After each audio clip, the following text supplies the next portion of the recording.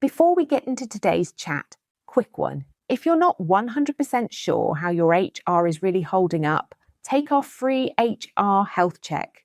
It's short, jargon-free, and gives you a clear score on what's working and what needs a bit of love. And if you do it before 1st April 2026, you'll get a bonus 7-pillar strategy on a page, tailored to help you manage HR brilliantly for the year ahead. Just head to kateunderwoodhr.co.uk/HR-health-check the link in the show notes. Right, quick scenario. It's Tuesday, the 7th of April, 2026. New starter day. You're feeling smug because you've actually remembered the laptop, the login, the welcome email. And you've even managed to find that one cable that only exists when you don't need it. You've put biscuits out. Hazel has inspected them for quality control and, shockingly, approves. She's basically the only member of staff who takes compliance seriously without being asked. Then the new starter says, calmly, like they're ordering a coffee, "Before I sign this, can you confirm my day one rights? Also, can I request flexible working?" And you're stood there with your tea thinking, sorry, my what? Because in your head, day one was meant to be, welcome, here's your uniform, please don't burn the place down. Not, hi, I've arrived and I've also brought an employment law checklist. This is Buzzing About HR, and today we're talking day one rights and why most businesses aren't ready. Not because you're a bad employer, because you've been busy running a business, not rewriting your onboarding like it's a Netflix reboot. Hello and welcome back. It's Kate. This episode is about contracts, onboarding and early risk, because day one rights change the rhythm of employment. It's not, we'll see how they settle in.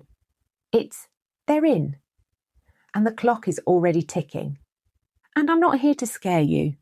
I'm here to stop you getting caught out by the stuff that lands in week one.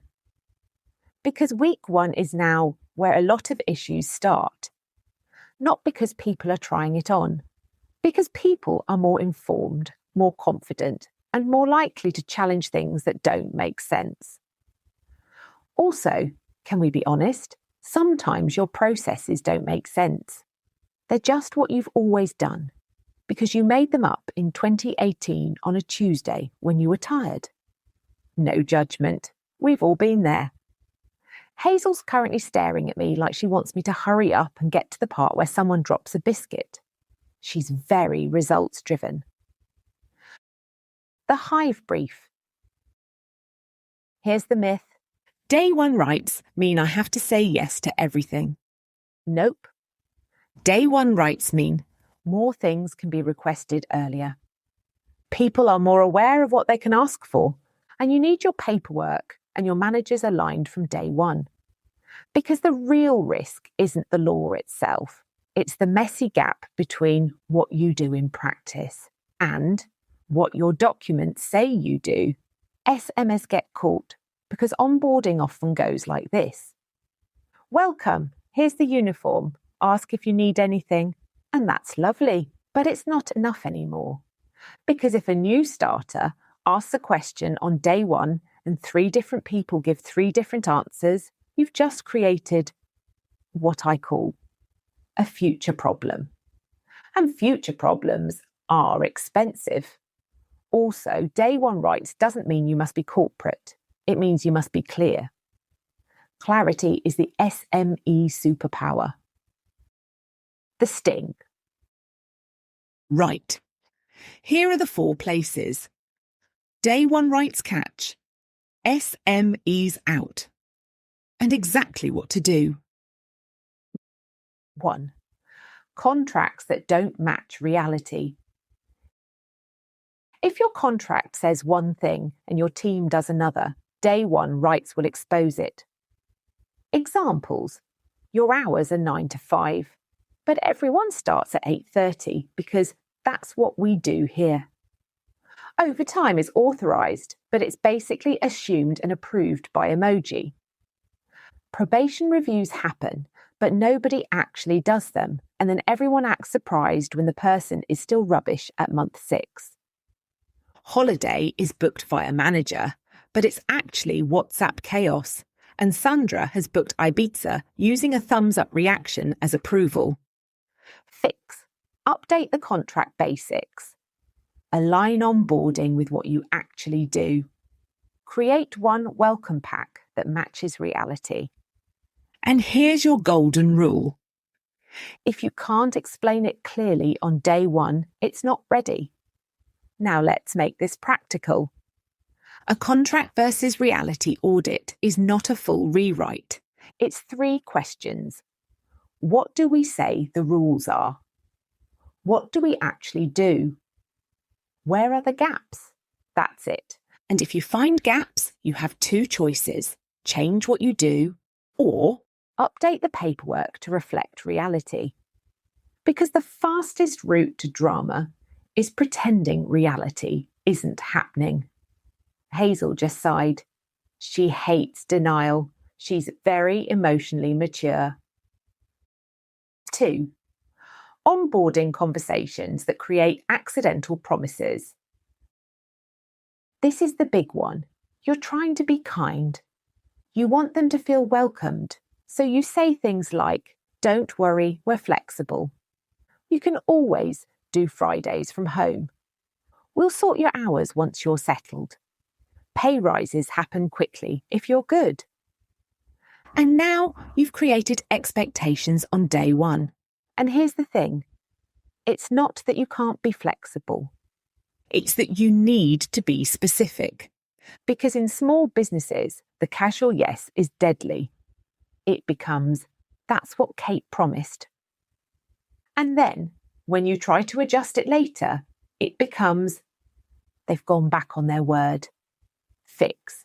Keep your language kind but specific. Instead of, "We're flexible," say, "We consider flexible working requests, and we'll always look at what's workable for the business. If you want to request a change, we'll follow our process and confirm decisions in writing." Boring? Yes. Safe? Also yes. Hazel just yawned because she hates the word process. But Hazel isn't the one dealing with the grievance. Now, here's a really Kate tip. If you feel yourself about to say, "Yeah, that's fine," pause and add a review date, because trial plus review is your best mate. Examples you can actually say out loud. "We can try that for 4 weeks and review it. Let's trial it and see if it works for the business. We'll confirm it in writing and put a review date in the diary." That one sentence has saved more SMEs than any policy ever has. 3. Managers not ready for early requests. Day 1 rights means managers will get questions earlier. Flexible working requests, family leave questions, time off requests, sickness reporting queries. What do I do if? Questions. And the risk is managers responding on vibes. You know the vibe responses. "Oh yeah, we can do that." "We don't do that here." "Just message me." "Depends how I feel that day." That last one is not a process, Susan. Fix. Give them 3 scripts. Script A buys time. "Thanks for raising it. Let me look at what's workable and come back to you by Friday." Script B, reasonable no. "I can't agree to that because of business cover, but here's what I can offer instead." Script C, stop accidental promises. "We'll follow the process and confirm anything agreed in writing." If managers learn nothing else, teach them those. And here's a bonus script for day 1 because it's gold. Great question. We have a clear process for that, and I'll make sure you have it in writing. This stops managers improvising and it reassures the employee at the same time. Hazel is nodding. She loves anything in writing. Mostly because she can't read and assumes writing equals cheese. 4. Early risk. Week 1 is now your highest risk window. If someone feels misled, treated unfairly, or handled inconsistently, it escalates faster now. So, you need a day 1 checklist that covers contract issued and signed, key policies signposted, not buried, reporting lines and expectations clear, how to raise concerns explained, absence reporting explained, how leave/holiday works explained, who approves what explained, what good looks like in week 1 and week 4. Because this is where new starters wobble. They're trying to impress. They don't want to look stupid. So they don't ask. Then they do something wrong. Then you get annoyed. Then you say they should have asked. And they say, I didn't know I could. So give them clarity early. And also, quick note, onboarding isn't just, here's the handbook. It's the tone you set. If your onboarding vibe is don't mess up, people won't speak up. If your onboarding vibe is ask questions, we'd rather fix things early. You'll avoid so many problems. Day 1 writes in real life. Let's make this super real. Here are the top 5 day 1 questions. I'm seeing SMEs get caught on. Can I change my hours? How does holiday approval work? What happens if I'm sick? How do I raise a concern? What support do I get in probation? If you can answer those clearly on day 1, you're already ahead. Because day 1 writes isn't about being generous. It's about being prepared. Legal angel. Quick reality check. Day 1 writes doesn't mean you lose control of your business. It means you need to be able to show you're reasonable, you're consistent, and you have a clear process. And the businesses that will struggle aren't the ones saying no. They're the ones saying yes, casually, and then trying to row it back later. Also, the other risk here is speed. If a problem starts in week 1 and you ignore it because they're new, it can become a pattern. And patterns are harder to change later. So the goal is set expectations early, support properly, document the basics, and keep it fair.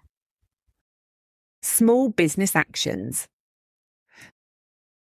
This week, do 3 things. Audit your onboarding language. What do you say on day 1 that could be interpreted as a promise? Write it down. Replace the vague bits with trial plus review and confirmed in writing.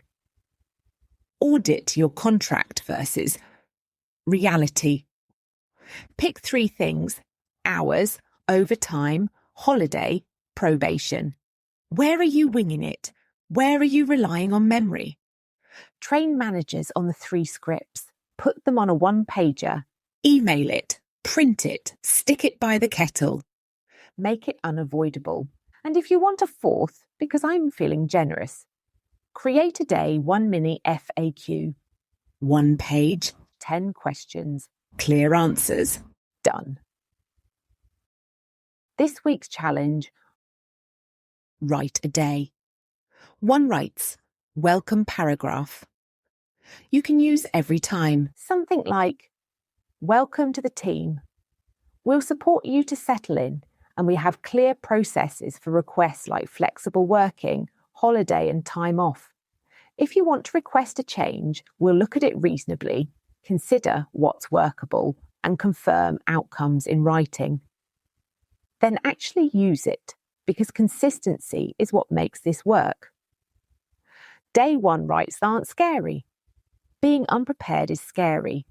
If you want a sanity check on your contracts and onboarding so you're not winging it in week 1, book a call. It's much cheaper than cleaning up a mess later. And it's definitely cheaper than losing a good employee because your onboarding accidentally promised them the world and then reality said no. Hazel has now stood up, stretched, and is doing her episode is finished stare, which is basically her way of saying, enough talking. Where are the biscuits? Kettle on. Standards up. See you next time. That's it for today. But if you fancy a bit of friendly HR advice in your inbox with zero waffle, come and join our newsletter. We send out bite-sized tips, plain English updates, and handy things you'll actually use. No spam, no fluff. You can sign up at kateunderwoodhr.co.uk/newsletter-sign up or just hit the link in the show